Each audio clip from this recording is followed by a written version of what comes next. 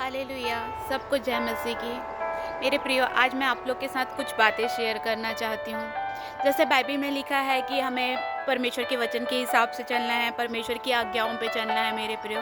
बिल्कुल, जब हम परमेश्वर के वचनों के हिसाब से, जब हम परमेश्वर की आज्ञाओं में चलते हैं तो हम अनंत जीवन को पाते हैं मेरे प्रियो।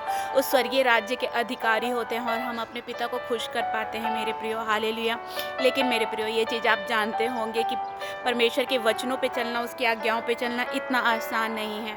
अगर हम खुद से चलेंगे, अपनी सामर्थ्य से चलेंगे मेरे प्रियो, तो हम कभी परमेश्वर की आज्ञाओं पे नहीं चल पाएँगे मेरे प्रियो। आप 2 दिन अच्छे से चलेंगे, तीसरे दिन आप खुद ब खुद उस पाप में, जो आपका पुराना मनुष्यत्व है, जो आपका पुराना स्वभाव है, उसमें आप गिर जाएँगे मेरे प्रियो।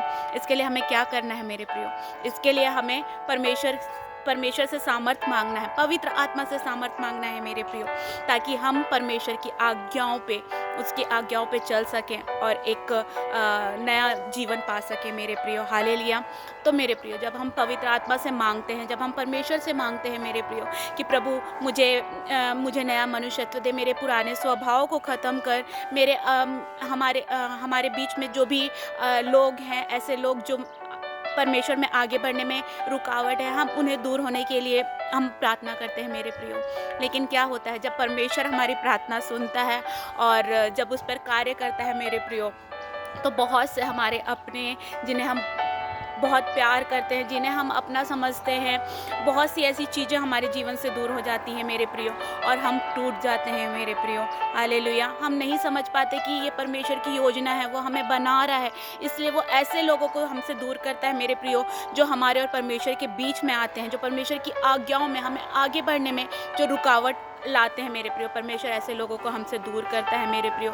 हम उस समय नहीं समझ पाते, उस समय हम पूरे तरीके से टूट जाते हैं और परमेश्वर से दूर हो जाते हैं मेरे प्रियो। हालेलुया।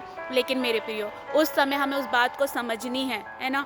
और हमें परमेश्वर में और प्रार्थना में और वचनों में और दिन ब दिन आगे बढ़ना है मेरे प्रियो। तभी हम उस जगह में खड़े रह पाएँगे और उस सिचुएशन से निकल पाएँगे। आपने सोने का एग्ज़ाम्पल बहुत सी जगह में सुना होगा कि जब सोने को आकार देना होता है तो उसे आग में तपाया जाता है मेरे प्रियो। उसी प्रकार जब परमेश्वर आपको आकार देता है मेरे प्रियो, जब परमेश्वर आपको बनाता है मेरे प्रियो, तो आपके लाइफ में बहुत सी प्रॉब्लम, बहुत सी परेशानियाँ आएँगी, है ना? बट हमें उस परेशानी में, उस आग में तपना है मेरे प्रियो, ताकि हम परमेश्वर के एक अच्छे कुंदन बनकर, उसका एक अच्छा पात्र बन कर के बाहर निकल सकें मेरे प्रियो। हालेलुया। और उस समय हमें क्या करना है मेरे प्रियो? उस समय हमें प्रार्थना और वचनों में लगे रहना है। अपनी उस परेशानियों को एक तरफ करके हमें परमेश्वर की और वचनों में बढ़ना है और प्रार्थना में लगे रहना है मेरे प्रियो, और परमेश्वर से और पवित्र आत्मा से सामर्थ मांगनी है प्रियो। हालेलुया।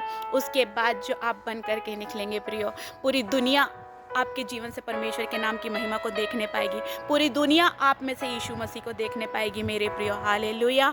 तो मैं आपसे यही कहना चाहूँगी कि आपकी लाइफ में कोई भी प्रॉब्लम, परेशानी हो मेरे प्रियो, उस सिचुएशन में खड़े रहें, डटे रहें, और इसका एक ही हमारे पास हथियार है, वो है प्रार्थना और वचन मेरे प्रियो। हालेलुया।